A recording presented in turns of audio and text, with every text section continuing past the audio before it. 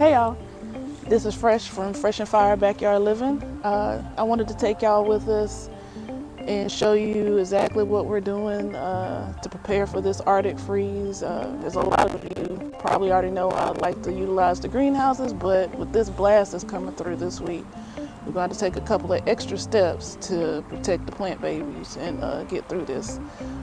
I'm not sure if a lot of you experienced this last year, had any damage from that. It was like a 20-year freeze last year that lasted for about 3 days, right around Christmas time. But for us, a lot of things got damaged and set back, including my brassicas. So I don't really want to take that chance this go around. You know, if it happens, it happens, but I want to try to be prepared and protect my investment. This is an investment. We're trying to build a food forest back here, so I definitely want to protect it and try to get as much of a crop as we can right now and in the next coming months with the fruit trees and everything like that. So come on, let me show you what we're doing.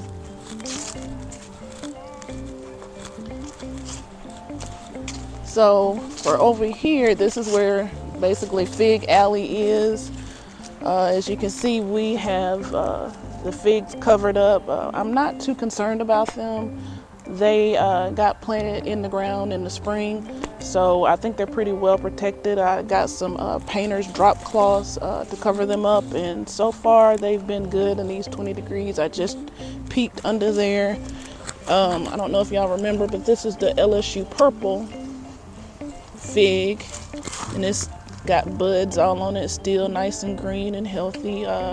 It's dormant right now because it's the winter time, but you can see it still has some little buds and everything on it, so it's healthy and it's still doing its thing. So yeah, I'm just gonna cover it with the painter's cloth. This is you can get this at any big box store. They're not too expensive, but this is really pretty much all you need. Figs need some type of chill hours, but they don't like to be freezing cold, especially these figs and especially this LSU purple. So I have it double layered. I'm hoping that is enough. I'm not gonna extend what we usually do on the other tropicals up front. So I still might come and put a greenhouse over this area eventually, but we're gonna ride with this and see if this works out. And as for our blueberries, I haven't finished yet, so I got to do some quick work before it gets too dark. Come on in here, fire. But I really don't want to cover these up too much. As you can see, they still haven't lost their leaves yet. I've been concerned about this all season. It's a first for me experiencing this. I don't think we've had enough chill hours, so I'm hoping it doesn't interfere with harvest and berry production when spring comes. But they have plenty of buds, so I believe we're gonna have some berries. But again, blueberries lose their leaves in the wintertime, and mine haven't, so that's a sign we haven't had enough chill hours. So I think what we're going to do is basically throw some blankets around the bottom of the pots since they're out of ground, and put maybe some leaves and straw around here, and just do a little frost cloth around the top or some sheets. And the same thing with the blackberries. They both need chill hours, so you don't want to have them too warm, not unless they're blooming or right ready to bloom. At this point, they're still pretty dormant, and I want them to go further into sleep so they can lose their leaves and start anew for the spring. So, and on over here, I'll show you what we're doing in the new citrus garden. I just took the lights off because I'm gonna put some different lights on here. I have a home for the lights that were on here. I think y'all probably saw this in the video, but this is the new citrus bed. They have to be pretty much extra protected since I decided to replant them in the wintertime and put them in the ground in these raised beds. So we have an extra piece of cloth that we're gonna put over them inside the greenhouse, along with some incandescent Christmas lights. That's been getting them where they need to be, and they seem to still be happy. So I think it's a win for planting them in the wintertime, or replanting them in the wintertime. I wanted to go ahead and give them a head start so their root system can get started. So by the time they start blooming, they'll be well established on into the spring and early summer. So over here, we have our collard greens. And this is one of the areas last year that was hit pretty hard by the freeze. Surprisingly enough, brassicas. This year, I got planted late and we've been hit by aphids, so I pretty much have got the aphids under control. As you can see, the ones in the back, I bought those as seedlings. The ones in the front, I planted myself along with some cabbages. They're coming along, but I don't want any setbacks. I don't usually do anything extra, and actually I need to have a netting over here. I haven't done that yet because they're in the greenhouse, and I usually keep the greenhouse open so they can stay cool. But I have the incandescent Christmas lights around here as well. I definitely want to protect them because last year I lost all of my collard greens and kale and broccoli and anything that I had planted. Everything that did survive was growing right by the incandescent Christmas lights. So to me, that's a sign that they do work. So I definitely want to make sure to keep them protected. So I might do an extra step and put a piece of plastic over this bed for the nights when it goes into teens. When it goes into 20s or 30s, you don't really have to be too concerned with that. But when it goes into those teens, that's kind of a dangerous zone for any type of plant. So you definitely want to do some extra protection. And over here, let's get this out your way. We have our tree collards, and this is another one. These are new tree collards. I lost the ones I had last year in that freeze.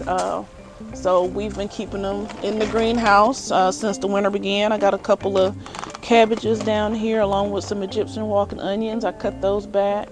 Have some rosemary to kind of keep bugs away. But yeah, and there's mustard greens on back here that I just planted last month, I believe it was. So this area too is going to get an extra sheet of plastic, and especially the little baby mustard greens coming along. I definitely don't want them to get us, set back along with the incandescent Christmas lights we have going on around here. This is more of your more sensitive. They like the cold, but they don't like it too cold. So I definitely want to give them a little bit of extra protection and make sure they're comfortable in this freeze. So, and on over here is a new project that I have going on. I had to kind of stop what I was doing because as you can see, I have a rat right here, and then I have a old greenhouse that was broken that I got fire to convert for me, chop it up because it was broken. Because I'm going to start my seeds in here, but since this freeze is coming, I'm going to hold off on that because I wanted to put some of the fruit trees in here so they could be comfortable and have enough air and circulation and be able to spread out. So I got my olive trees in there, and the pineapple fajoas or guavas back there, along with the, what is that? That's the tall LSU purple that I have in the back. So this is our double layer method for this part. Since I had this available, I just threw them in here. And just to show you how crazy this weather is and how comfortable these plants are, I already have strawberries coming up. So the plants are a little mixed up. This is one of the ones we kind of keep open as well, unless it's in the 20s. But they're still warm enough to start producing. So you definitely want to, given the fact that the weather's crazy, if it's been up and down in your area, you want to give them a little extra protection for this Arctic frost coming through. So, and on over here, and y'all have probably recalled this into some of the videos, but this is our pretty much subtropical zone. As you can see, I talked to y'all about this before. I had it double layered. I did a little bit nicer job since I definitely want to keep that frost and that freeze out of here. So I put like an extra piece of plastic back here so it can keep the cool air coming from in the little windows on the sides. And what we're gonna do is basically, we kind of made it like curtains.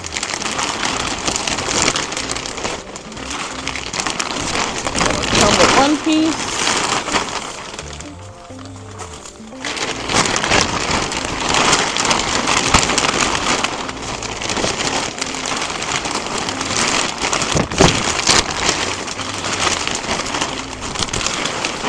Come with your second piece.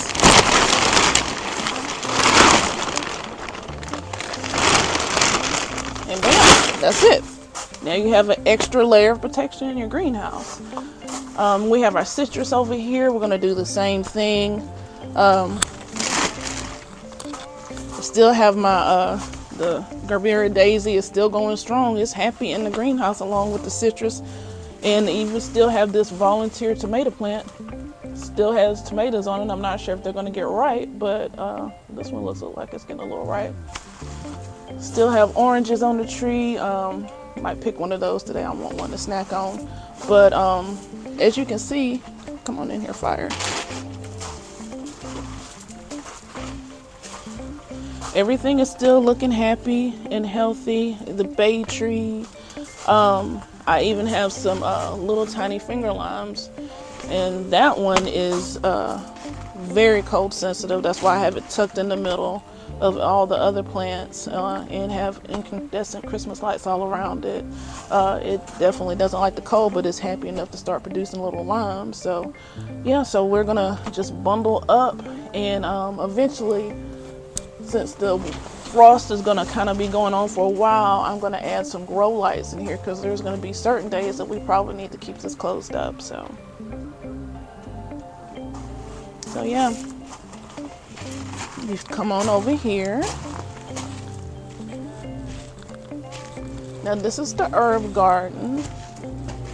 Y'all have seen this before, but for this, I didn't put any incandescent Christmas lights this year. I didn't feel I needed them.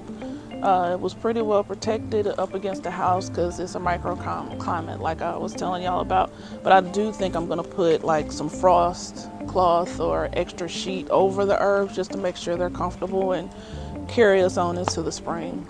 A lot of your herbs, you don't have to replant every year. If you protect them in the wintertime, they'll come back in the spring. So now on up here is our pineapple guavas or fajoas. And as you can see, I got these awesome grow bags. I think we got these on Amazon. I first learned about them from Broke Farmer. Shout out to Broke, because he was talking about them. And so I'm like, I'll need some of those. I thought it was like, I don't know. I usually take a big piece of frost cloth and cut it up and, try to, do something like that. But I'm like, let me try to go ahead, and I've been hearing a lot about these frost bags. Let me go ahead and try to see if I can get some and use them with the incandescent Christmas lights, and they are awesome. So we put these on a little while ago, and you'll see it a little later. I have incandescent Christmas lights all around the bushes, and those are the other fajoas up there. We're gonna add some incandescent Christmas lights to those just for tonight, or really just for this week. With these fajoas, they've been thugging it out with these 20s just fine, but with these teens, it's a little bit of a danger zone. You want to make sure you give them some extra protection. They have extra protection since they're up against the house, since it's a microclimate. So they're getting heat from the house and the wall since it's been sunny all day. But I believe fajoas will start getting damaged at 16 degrees. So you want to make sure you give them some extra protection. If it gets in the 20s, I would say like 20 or less, that's when I start getting concerned about them. But they don't need too much, because they also have to have chill hours. If they don't have the right amount of chill hours along with good fertilization when they need it, they won't produce any fruit. So now how how we're going to monitor everything is using these digital thermometers. I just got this new one off of Amazon. Basically, I can download the app and it will monitor the temperature and the humidity in the greenhouse on my phone if I download the app. So this is a new one, so can't swear by this one yet. We're going to try it out and see. I'll show y'all the ones that I've been using for the past few years. And here's what I've been using. It's a thermometer, a digital thermometer that I got offline, I think on Amazon. But you put the little probes that I showed you in the greenhouses outdoors, and you have this sitting inside, and so you can monitor the temps without having to go out there. And so if you need to go open up your greenhouse, if it gets too hot, you know what the temperatures are. So this really works really well for what you're trying to do as far as having a greenhouse and keeping your plants warm and cozy outside, or make sure they don't get too hot.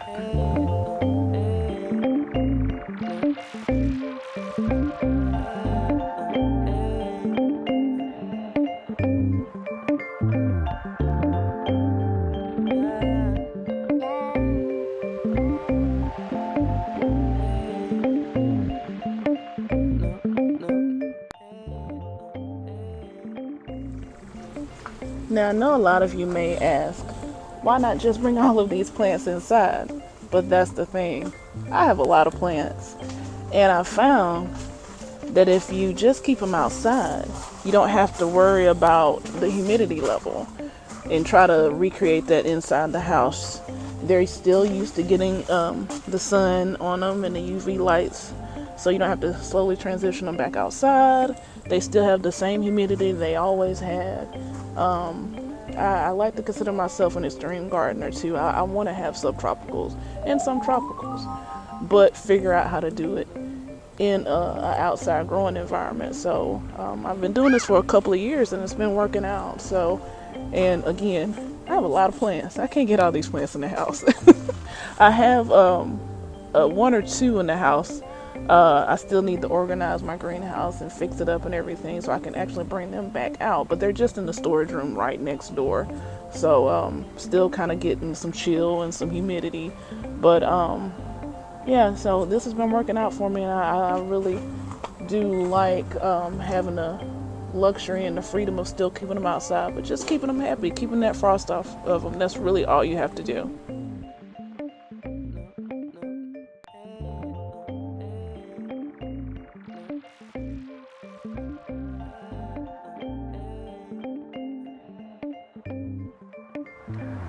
Now, if you do decide to use these incandescent Christmas lights, my best advice to you, now, and do your own research, by the way, but my best advice to you is get a surge protector, and don't just pile multiple strands upon multiple strands on top of each other. You'll want to try to plug in as many as you can directly into the surge protector. So, but like I said, do your own research, but I found that this is the best way to not have power outages and have your lights burn out quickly. And look for sales for these incandescent Christmas lights. You still can get them on clearance. Just look around at these big box stores. I just found some at one of them. So you can get pretty nice price for these incandescent Christmas lights. Just you got to look around for them.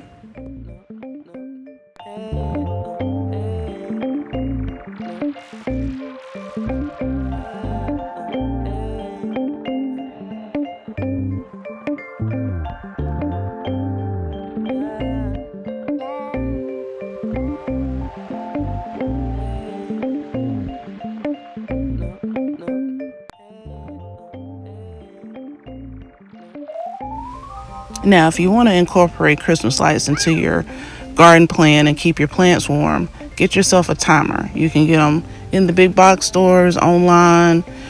We have one where I can program it to exactly the times that I want the Christmas lights to come on and off. And if I don't want them to come on and off and just stay on, you can switch it to where it just remains on constantly. I love them. Every set of lights I have connected to different switch boxes and can set them to different times. So do yourself a favor and get yourself a timer.